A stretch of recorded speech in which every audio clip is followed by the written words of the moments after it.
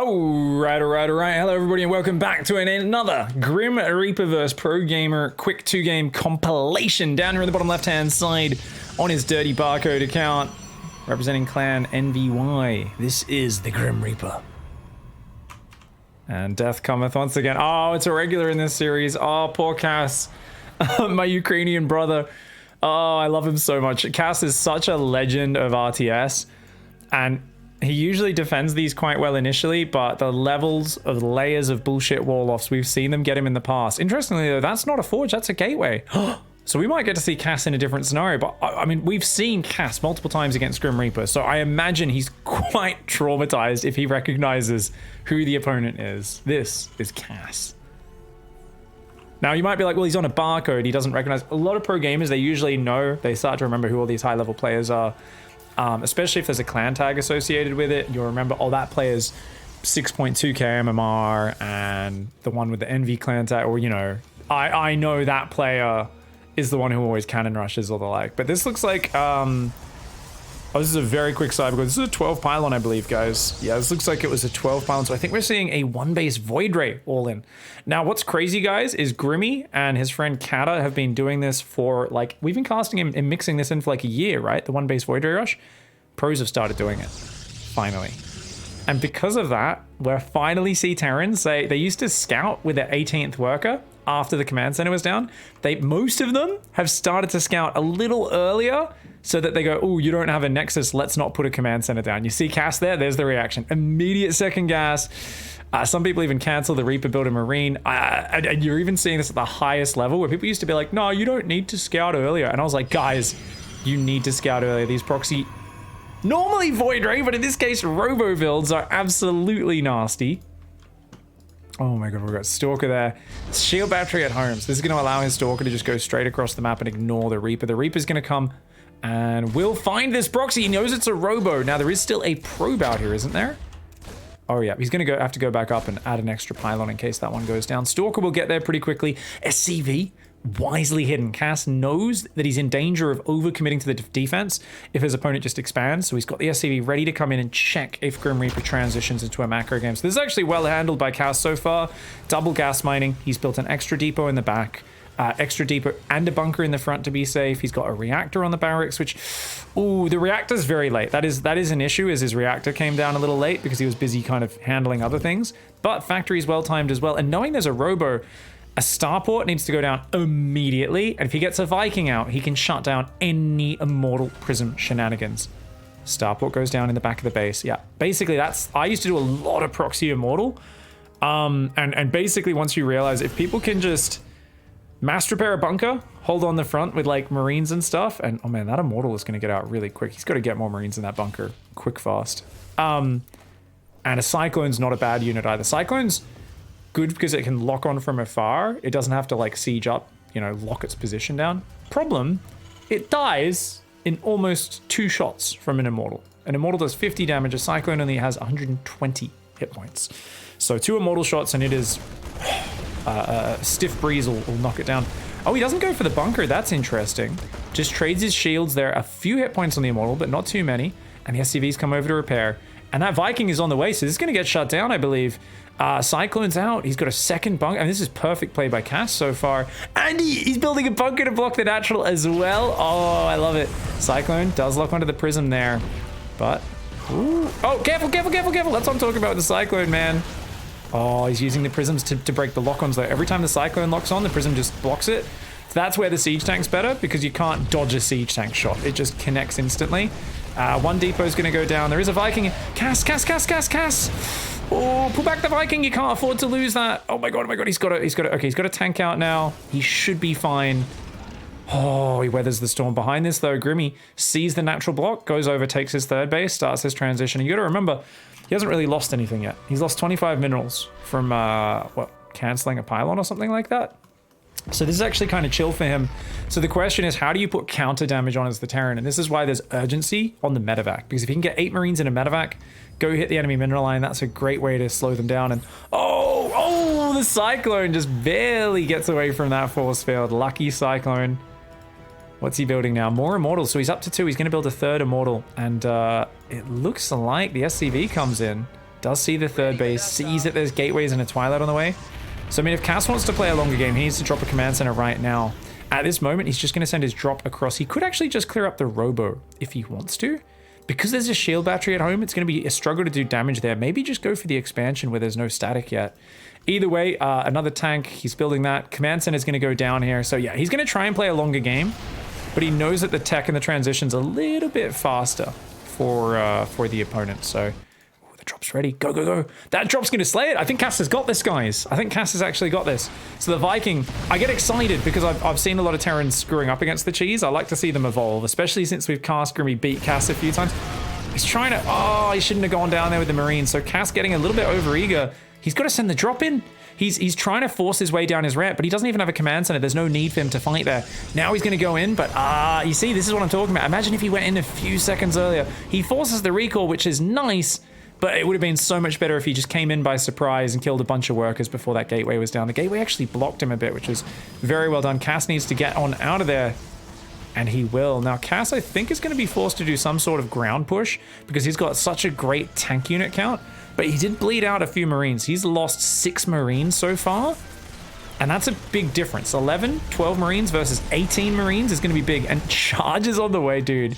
So he's just saturated the mineral line. And he's just going, what, 6 gate charge? Or just 2 mineral lines? With 2 Immortals as absolute siege tank slayers. This is perfect play by Grim Reaper. He's like, yeah, you're going to want to counter push because you're a Terran player. So he's not really getting massively ahead in income or anything. I mean, look at it. The economy is actually totally fine for Cass if he sits back. The problem is, Cass says, oh man, his expansion's so much faster than mine. I got to attack, I got to attack.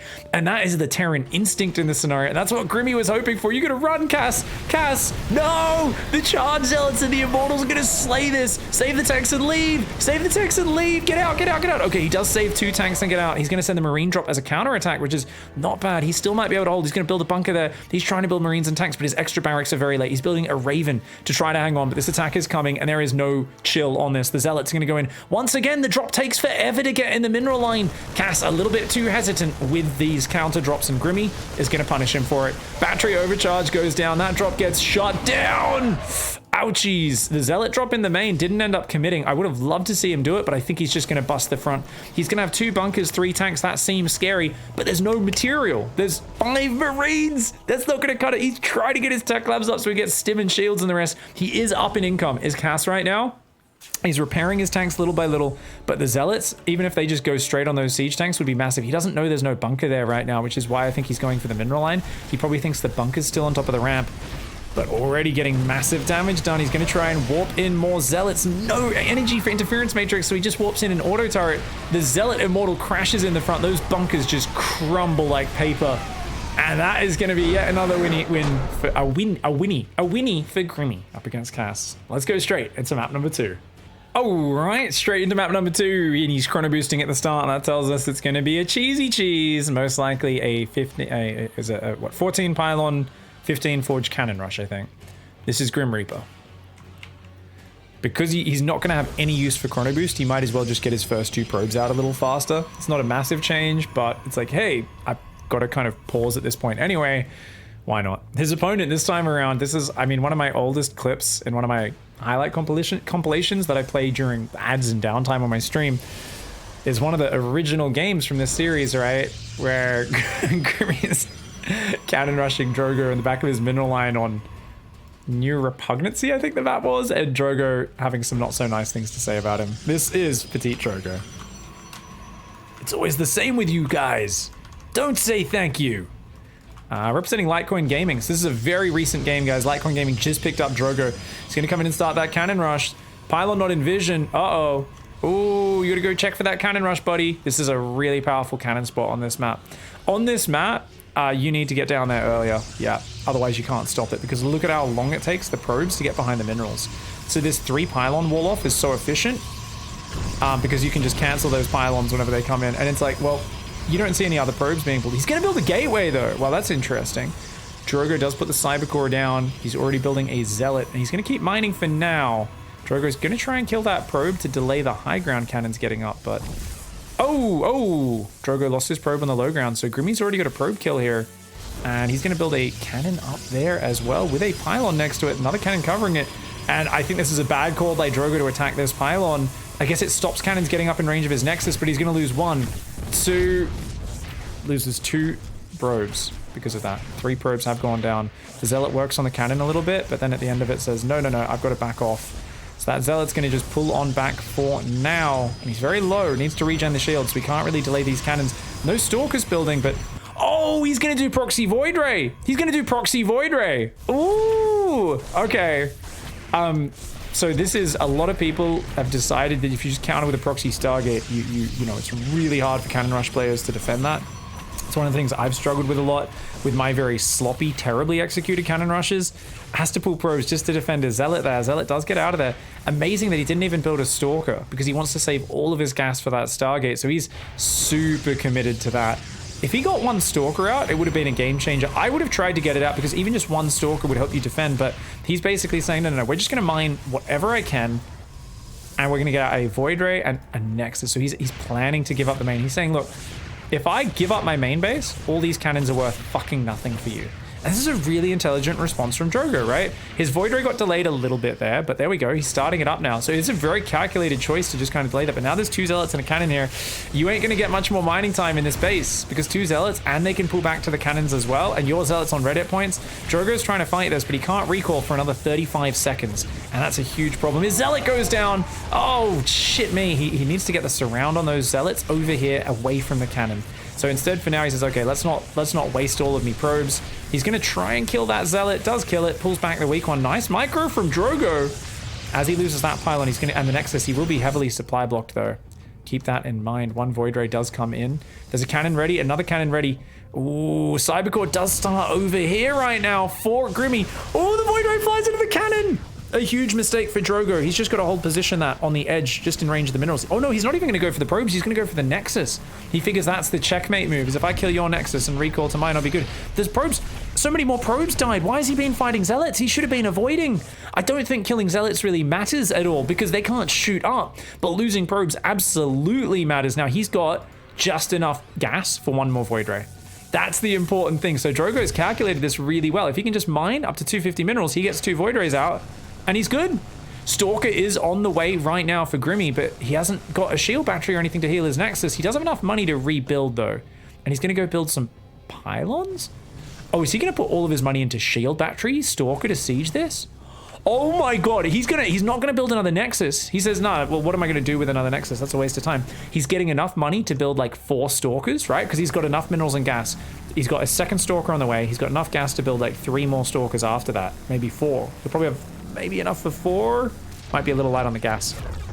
So 1, 2, 3, 4, 5. Meanwhile, Zealots, oh, they're going to depower the Stargate, but the 2nd Void Ray is out, so it doesn't really matter. Oh, he even builds a cannon, a bunch of shield batteries, and he's setting this up. Now, Drogo doesn't know about this, right? He doesn't know, so Grimmy's coming down to just fight his probes. With the probes, he's like, fuck it, let's just kill his economy, make sure he can't build. I don't care about losing my probes, as long as I fuck up his economy and my Stalkers can beat his Void Rays. Now, he's gonna fight there. Uh-oh, he needs to not lose these buildings, though. He's pulling back, he's luring it. Dude, the Void Ray's on top of the... Oh my god, the Void Ray! It goes on top of the cannon! The bait! But it gets out of there just before the cannon finishes. Ooh, that's a bummer. Now this should still be a win for Grim Reaper though, because he's got 3 Stalkers, right? Yeah, he's got 3 Stalkers. What if the Void Rays catch? What if the Void Rays catch? What if the Void Rays catch? Oh my god, if they get that Stalker. Oh, he realizes that's a threat and goes around. Now he's got 1 more Stalker on the way, but they might be able to depower it before that Stalker's out. Meanwhile, Stalker's taking out the Nexus. There is still 1 assimilator in the main here for Drogo. Oh, if he can stop that Stalker, that's huge. Oh my god. Oh my god. Oh, 3 seconds from finishing. And guess what, guys? He has 1 probe, but he doesn't have it. Oh, actually, wait, he cancels it. And now he has enough money to repower it, but then he doesn't have enough money to build it in that case anyway. Oh, and the cannons. He can actually depower every cannon, which means he can clear all these buildings, which means there's only those 2 cannons, which are also easily depowered. So who actually wins this base trade?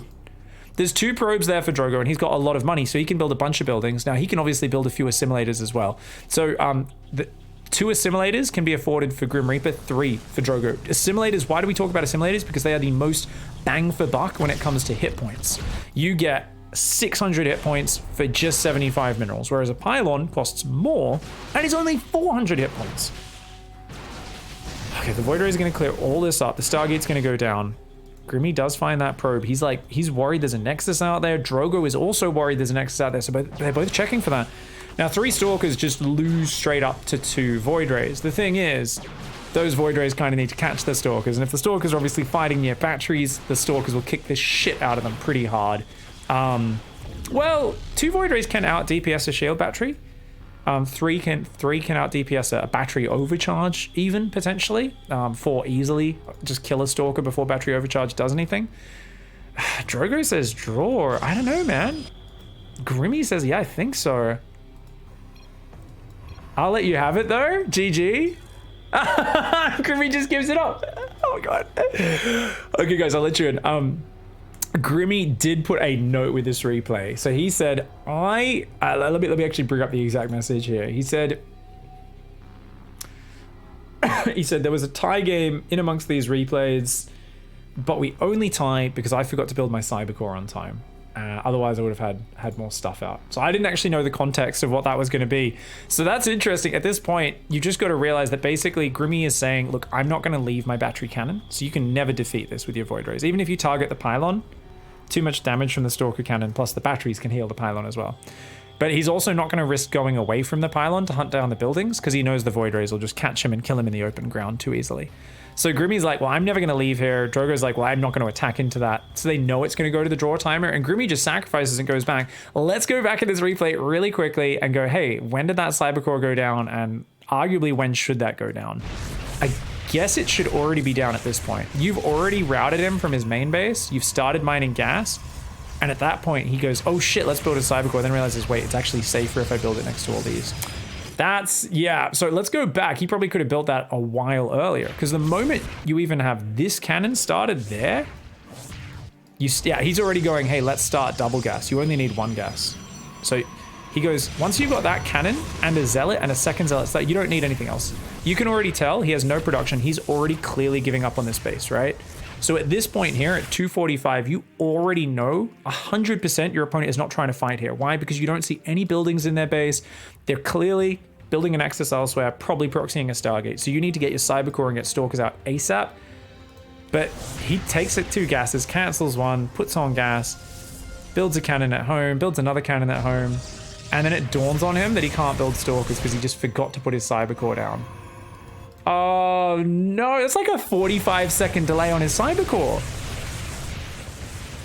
Oh yeah, maybe 40 seconds.